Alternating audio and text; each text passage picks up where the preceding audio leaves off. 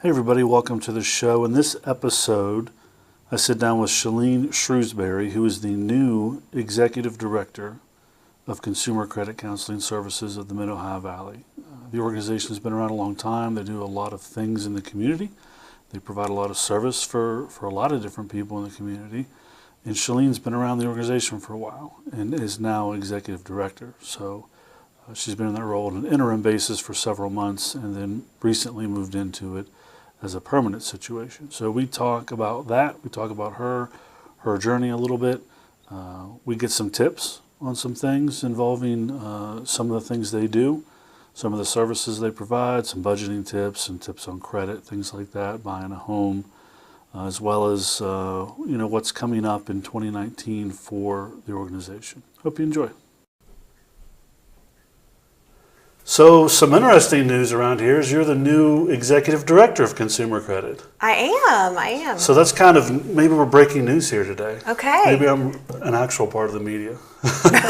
That's a recent development, so we'll get into that here in a second. Okay. But if you could just tell me a little bit about your background and, you've been here for a while, so talk about that and then kind of what led up to today, which being the Executive Director of Consumer Credit.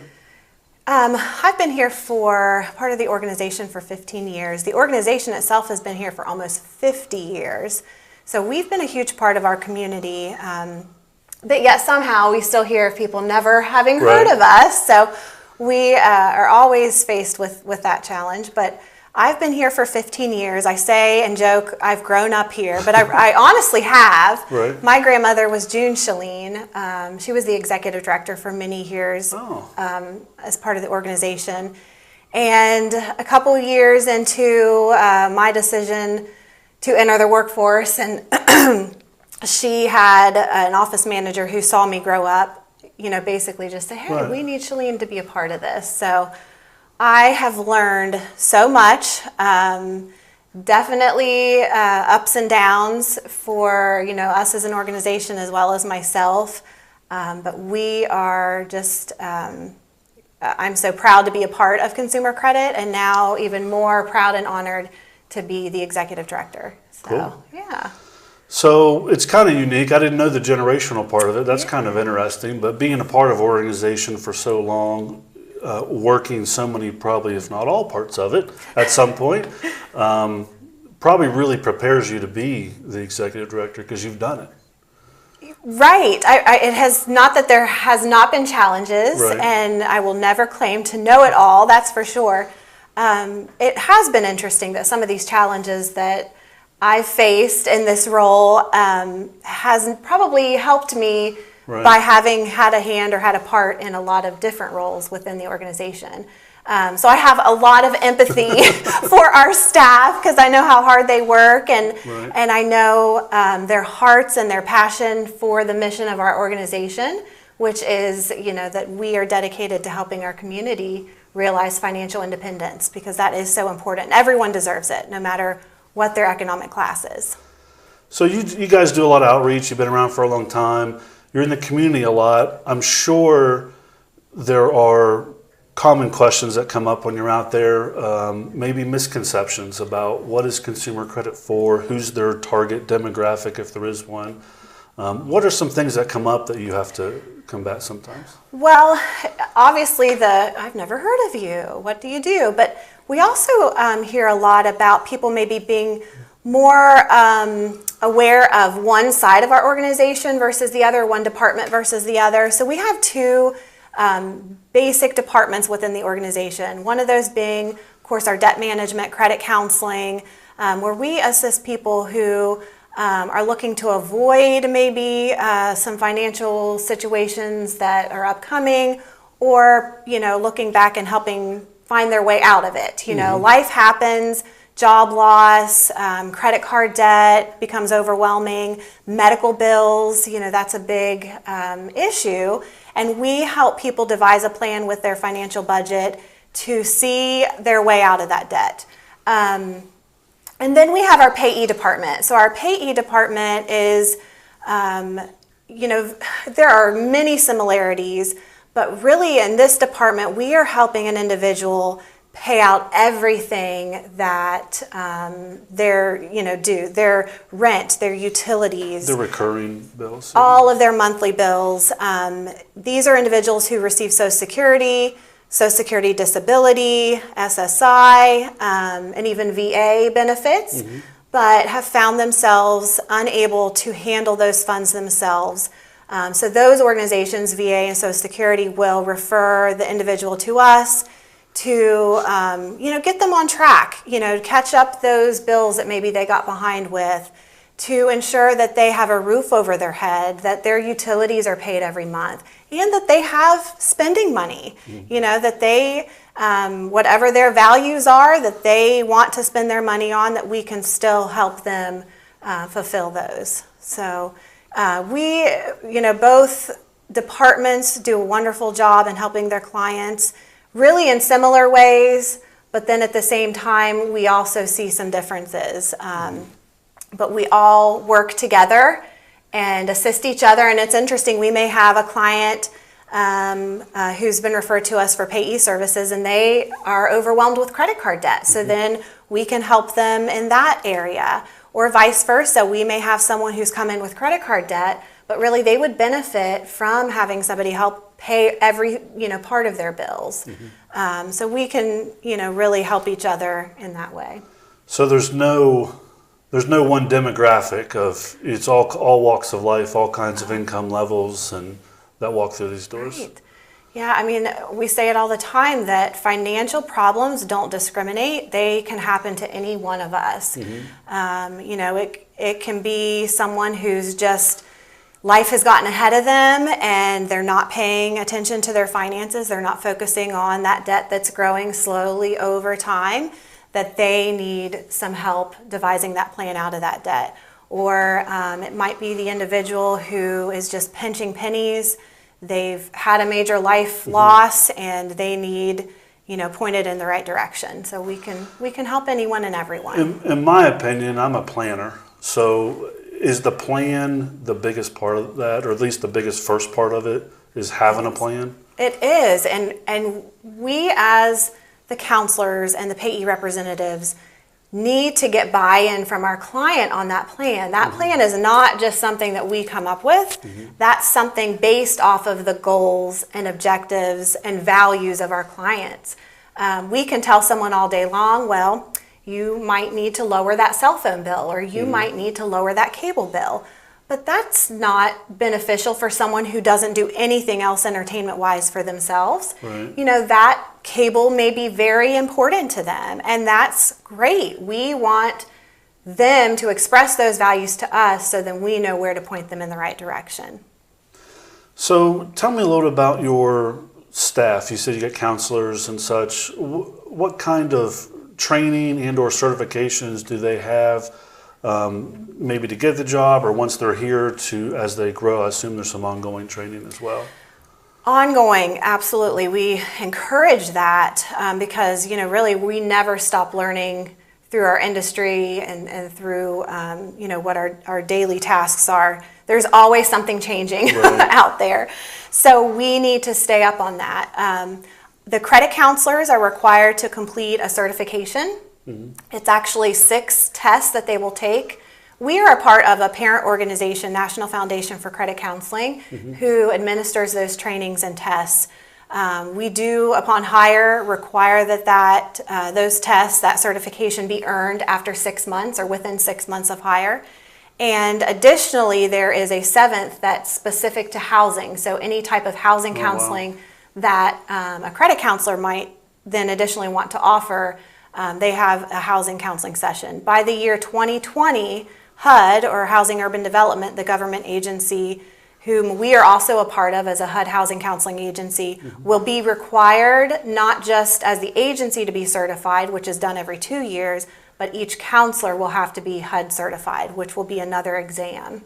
And then on top of that, there is a reverse mortgage exam for a counselor who would be interested in providing reverse mortgage counseling, which at this time I provide as the only person able to provide that in the state of West Virginia. Wow.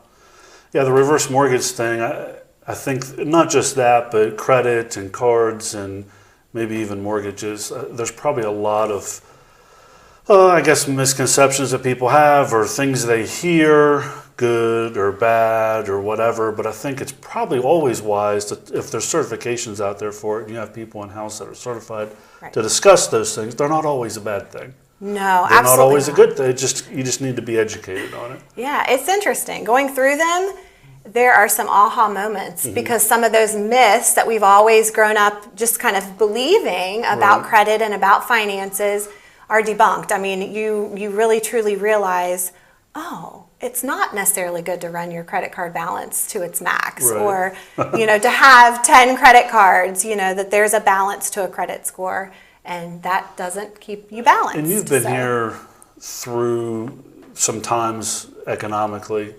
Has credit changed as far as its sensitivity to certain things or its importance in getting loans? Or as an insurance agent, it's important. And every company uses, it's called an insurance score, but it's based on credit. Every company uses it, and they all send out letters that most people throw away. But some people read them and they say, hey, we should check your insurance score once in a while. So a lot of people don't like that, but they all do it. It does. I don't want to talk about what it does to credit and things like that because I don't know. But I always end up referring people back here. I don't know if anybody takes me up on it, but they'll ask me about it, and I don't want to give anybody advice. But it has the importance of it because some companies to get hired on check credit.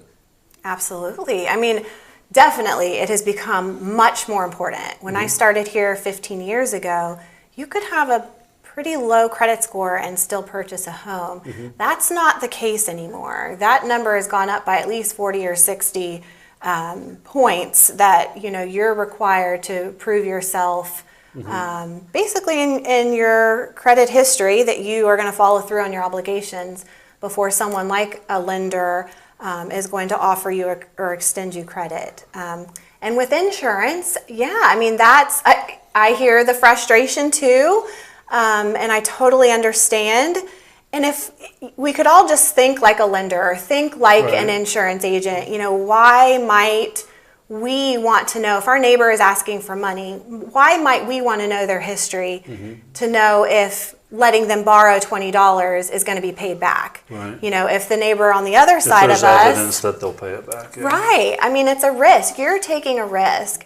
And lenders, insurance providers, when they're protecting you while you're driving and, while, different scenarios for having insurance, you're going to know more about that than I am. But, they have to always be thinking about their risk. And that credit score is a way for them to measure that risk. And so it's become a huge part of almost everything that we do. Right. Employers look at it as well. Right. We certainly pull a credit report before we hire on an individual because especially in a case where they're going to be offering advice, they don't need to have a perfect credit report, but they need to be working on things and improving so that they can give that same advice to their clients. And I'm sure there are multiple other employers out there that are going to expect the same, so.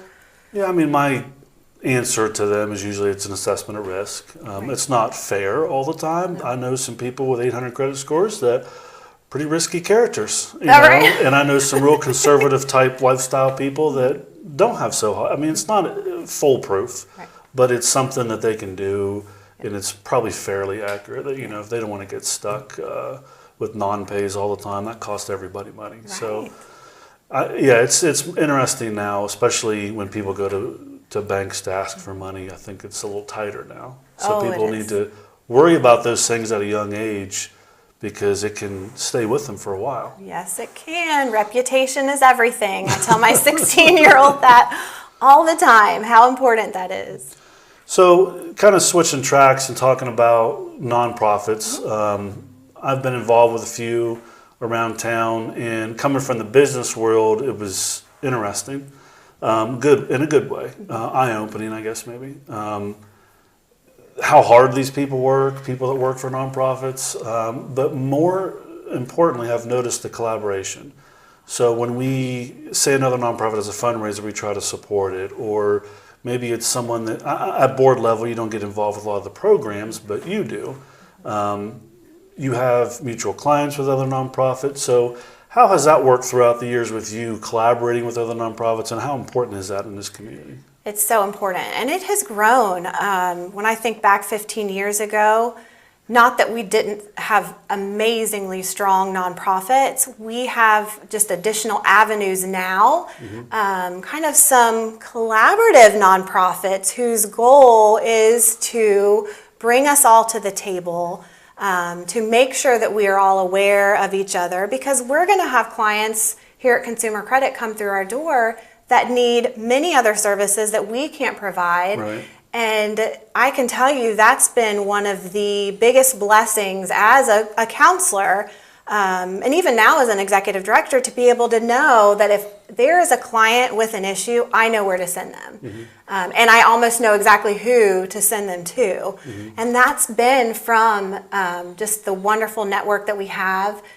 We went to a nonprofit conference, it's been a couple years ago, where a young girl spoke about being from a very small county in West Virginia where there were almost no nonprofits, and how economically deprived they were because of, and she felt like she had done some study where she felt like the root of that was because they didn't have the nonprofit. Now comparing and being in the Mid-Ohio Valley, seeing on both sides of the river, we have just some amazing resources that, we we don't always just work an 8-hour day. Right, We're working, and more than just Monday through Friday. But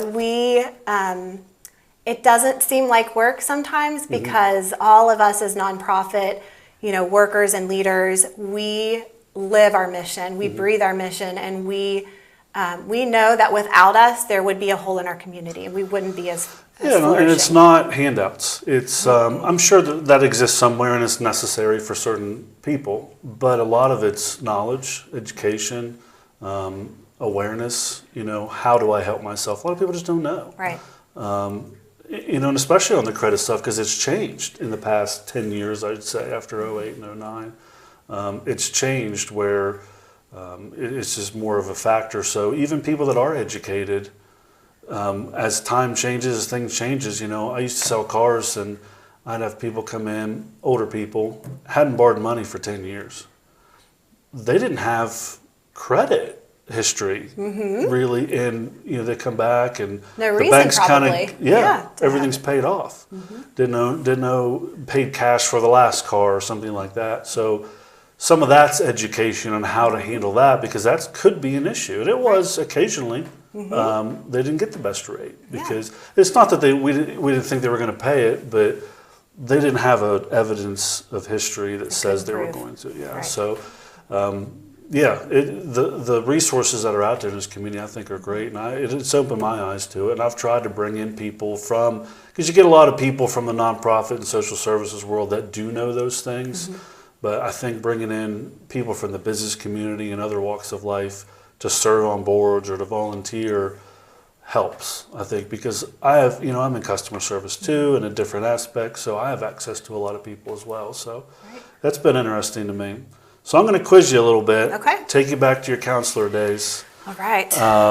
Basically, just going to ask you for some tips on some things, just to kind of touch on them. I mean, we could spend a probably seminar on each of these, which you guys do. But just in general, when it comes to the monthly stuff, whether it's recurring or quarterly, I don't know how you do it, but what are some general tips on budgeting? Budgeting is something that you can't just do one time and say that that's enough. You have to always be watching your money, planning your next money move. I mean, really is what it comes down to. It's something that you should be looking back at patterns and planning forward as to what you're going to be doing. Are you going to repeat those patterns, or did you maybe make some mistakes that you need to change those patterns? And we are all busy people, and that I have seen change over the 15 years. We are all experts in our field, and not always is that a financial expert, and that's okay. That you don't have to be. But really it comes down to, and I try to explain it as babysitting your finances. You have to always be paying attention to what you're doing, where it's going, what's due next, and it has to work for you. So when you get to a point where, okay, you're going to address this budget, that's a great New Year's resolution, right? Find a plan that works for you. Maybe it's the calendar method. Maybe it's spreadsheets. You know, with today's technology, there's apps. Yeah, I mean, it's really with technology, it's been made almost completely simple. I heard at another seminar I went to, it was a national seminar a couple years back, that we are going to literally all have these Siri type of ladies on our phone telling us not to go in Starbucks because she knows your history on your bank account. I can see that. Is a lot of Starbucks. So she's going to say, you're close to a Starbucks. Don't go in there. You only have X number of leftover discretionary spending for the month. That's so not that we should lean on that Siri type person as a crutch. We should always have that voice in our head that's telling us probably this isn't a good financial decision. So budgeting is planning, and you said you're a planner, so I'm sure you understand. I'm a spreadsheet guy too. Yes. Oh, Excel makes it so simple. We have a staff person here, Teresa Mackey, who is, we call her the Excel genius, and she really is, with the formulas that and spreadsheets that she comes up with. But she is one too that has just educated me on how Excel can do so many things to make personal life easier, so that us as busy people can still stay on track with our finances. Yeah, I sit down an hour maybe, and just update each month. And I sit down and pay. I mean, I might be a little bit unique being self-employed, but because I get paid random parts of the month, but I sit down and pay all my bills at once, where most people are probably twice a month they're getting paid. So certain bills or certain paychecks and things like that. But yeah, I love the spreadsheet because it's on my phone too. Right. I can check it anywhere. We were talking previously about having different accounts, maybe for your Mad Money, but then one that's nothing but bill pay. So, setting up automatic payments or setting up, I do encourage, if you're going to set up automatic payments, do it through your bank. That way you've got the control, not necessarily the merchant having the control by setting up with their automatic payments. Should there ever be an issue, you can stop or change that much easier than having to call the merchant and they didn't get the message or whatever it might be. But other than that, having that separate account so that those two never intermingle. Your bills are always going to be taken care of out of the bill account, and then your spending money, it's going to be kept separate, and you're going to know what you've got. Put enough money in to cover the bills and leave it alone. Right, right.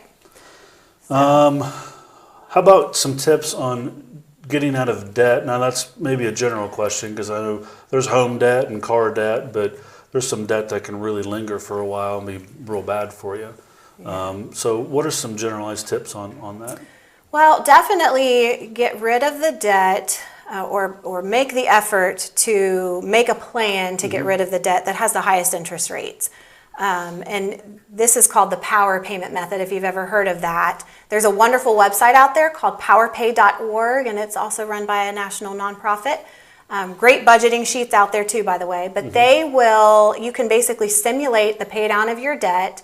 They'll tell you where your best effort is, because you're going to put in your balances, you're going to put in what your minimum payments are, you're going to put in your interest rates, and it's going to take all of that into account. And then you're going to tell it how much extra you can put towards the pay down of that debt. So after you know your budget and what your discretionary income is, take a piece of that and put it towards the pay down of that debt. I typically find, if you don't want to get so technical with it, put it towards your smallest balance, highest interest rate debt first. Typically your credit cards, your home, you're set to have that for a few years. Not that paying it off early is not a bad idea, though live it out at least a few years. Same with the car and even a personal loan. Live those out at least 2 years. Not that paying them off early or beyond that is not a great idea. But your credit cards really should be where your effort is when you're devising a plan to pay down debt. And then as you pay off that smallest credit card first, you take all of that minimum with that small card and the extra that you had, put it on the next, and just keep that trend going. and you will save yourself thousands of dollars of interest typically, years of minimum payments. I mean, you will not believe how much money you can save. And then eventually put it to your car or personal loans and start paying those things off. Yeah, paying the smallest one off give you a little victory early on probably. Yes. Gives you some momentum. Yes, absolutely, because then you think, oh, I've got this. I can do this. It's exciting. So you talked about credit cards there a little bit. Should we avoid them completely?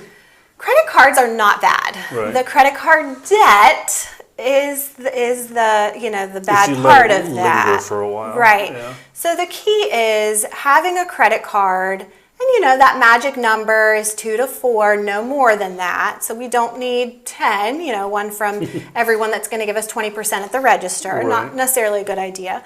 But having a couple credit cards, keeping them open. And keeping those balances well below the limit. The key is under 30% of the limit at all times.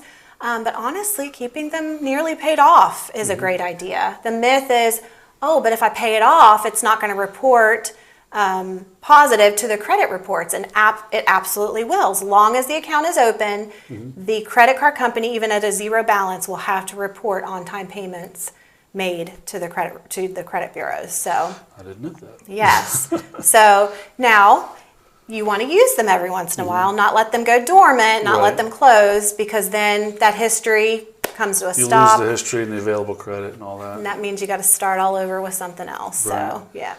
So you do some home buying counseling, and it's not real estate counseling. It's more on the financial part of it, which has changed in the past 10 years. Tell me a little about that and some tips for people who are, I don't know how, or maybe it's not ever early enough, but they probably need to start thinking about that on the financial end of things before they're going on open houses and things like that. So what are some things people can do to help prepare to buy a house financially? Yeah, I mean, I think that's saying the cart before the horse. There's definitely, steps that you should take before calling up that realtor. Though definitely do that after you get to the point where you're ready. Get a credit report pulled. We actually pull them here at Consumer Credit. They're all from all 3 of the national credit bureaus. You're going to see very similar scores to what a lender is going to see, and the reasons for your scores, so that we as the counselor can sit down with you in that credit report and make some recommendations. Maybe it's a situation where you are running too close to the limits with your credit cards, but you didn't know that was not necessarily a good idea, or that your score couldn't benefit from paying those down.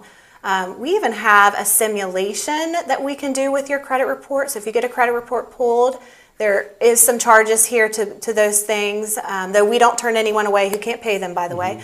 But we have a simulation that we can put your credit report through different scenarios to see what possibly your score could increase to. And then it gives you an action plan of steps to take.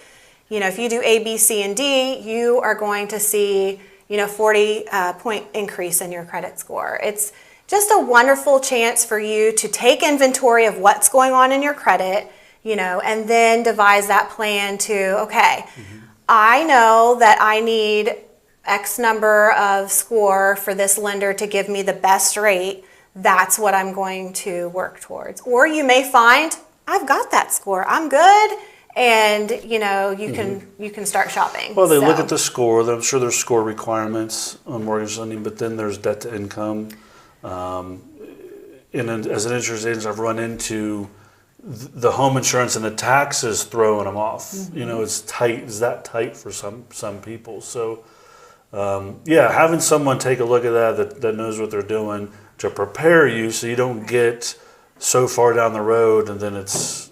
And then you think, I can't buy that house that I've had my eye on for months. And the debt to income ratio, that's what's great about us having housing counselors on staff, is that's going to be one of the steps, as well as a budget that they're going to go over with you to help you not only see how much home that lender is going to say you can afford, but you're going to know you can afford it. Right. The lender may say, oh, sure, you can afford a $1,500 payment, but do you really want that in your budget, know?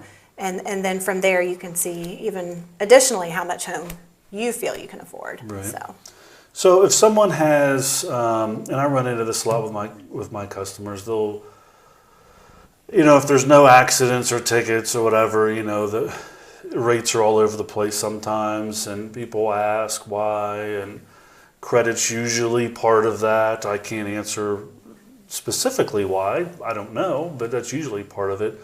And then they'll tell me, well, yeah, I had such and such, or some sort of negative mark on their credit that they know of. If people are in that situation and they have some negative things, maybe it's a late pay, maybe it's something worse, I don't know. What are some things they can do to move in the direction of correcting that? So again, pull that credit report so that you personally can see it, validate it. Is it a situation that is truly correct, yours, yeah. that truly happened? If not, you'll need to dispute that with the credit bureaus. That process is made much easier if you get a credit report from us, because you can literally call the company that we pull our credit reports through and take care of it, or they'll take care of it through the credit bureaus for you. But, so that's the first step. And then, if it is something that is truly yours, let's say it's a collection, that, no, we can't go back in time and change the fact that it went to collections or that it was left unpaid. But what you can do is make it right, either work towards paying it off, what you can afford to do, or if you're able to, pay that off. That should be, one of your biggest priorities. And then look to see what current positive things you have that you can lean more on. If it's a situation where all you have is that collection account, you don't have any current positives to show, well, unfortunately, that credit report only has the negatives to weigh on. So you've got to rebuild with positive. And that's where us as credit counselors can sit down with that individual and make those suggestions. Yeah, a lot of things like utilities and insurance companies can do it too. Send things to collections, but they don't send the good things. They don't say I've paid every month, but they'll if you don't pay, they'll let you know. Yep. The student loans are becoming an issue if they're not already an issue. College, we can get into that discussion some other time, but people are coming out of school with this debt, and they're not jumping right into that big time job or whatever. So do you see a lot of people in those situations where they're coming out of school, maybe they've gone at different times and have multiple loans, that don't know how to organize that debt, or maybe even have the ability to pay for it? Absolutely. Though we do believe it's underutilized, it is one of our newer programs, the student loan counseling. We know there's a need out there, and we would love to see more people use us as a resource for that. But yeah, those people that we do sit down with, first of all, they don't realize that they've got multiple loans for every time they've had a quarter or a semester of loans that they've pulled from. It can be overwhelming, and typically it's not a small amount of debt. It's a large amount of debt. We're seeing it prevent people from buying those dream homes. I've even heard of it being the make or break. Am I going to have a child? I can't afford. I've got this student loan debt, and it's really preventing families from being able to move on in life, and we don't want it to be a problem. Fortunately, with many of the federal loans, there are multiple options available that the federal government does afford a borrower. But unfortunately, those borrowers don't know of those options. Right. And we don't know if it's just a situation where servicers aren't I've seen letting those borrowers letters. know. They're very long letters. Yeah. Or, sometimes the borrower is just afraid to, even reach out to the servicer. But regardless, we're here to navigate that process for somebody. And we look at it holistically. We're not just going to focus on the student loan debt, but is there other debt? Right. We're gonna the big picture. Right. We're going to look at the finances. We're going to look at the budget. What can this person afford to do? And then show them their options based off of what the government allows. And it can be just kind of a relief for someone to realize, oh, I did not know, first of all, that I had all these different options, but that there's an affordable one in there for me. Right. And so then we're kind of pointing them in the direction to apply for that program through their servicer or through the government. So it's... Yeah, they're like income-based plans and things like that. Income-based, income-driven. Doesn't delete your debt, but it postpones it a little bit? Well, it lowers it in those cases. There's deferments and forbearances Okay. that will postpone. And in those cases, we as a council are going to say, okay, that's great. But as soon as you can start paying it, because guess what? It's still going to grow in Right. interest. It's still there, yeah. It's still there. But at least on a credit report, it's no longer delinquent, or it's not Right. going to go delinquent. Even in those situations where, let's say, there's been months and months and months of no payment to a student loan, there's options. There's a way to bring yourself out of default, even if you're being contacted by a collection agency. There's still options, and we definitely want someone to come seek our help in those cases, because we can point you in the right direction. Make it a much easier process to navigate, because it can be overwhelming. Yeah, especially with the multiple loans, and it's been a while since I've had to do that, but I remember that, and I consolidated, and yeah, it's much easier once you Consolidate or not to consolidate. have a plan. And people don't realize that sometimes the consolidation, you're still with the federal government, but then there's the personal loans that try to get you to Yeah. consolidate that might not be the best idea, because then you lose all of those federal government options Right. when you switch it over. So even the consolidation can be something that someone needs to know how to navigate. Right. So, consumer credit in 2019, what's going to be new here? We are just so excited. We have a full staff of 8 amazing people.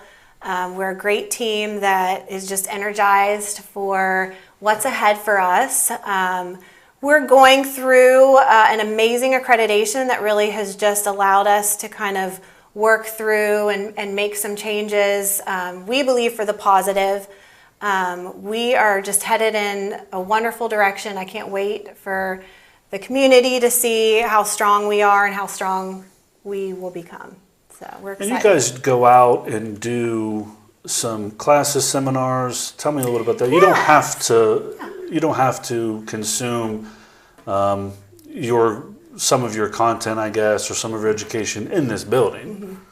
Right. We love to be out in the community because, and that's really one of our huge goals for next year and beyond, is to meet our clients where they're at, not just expect them to always come to us.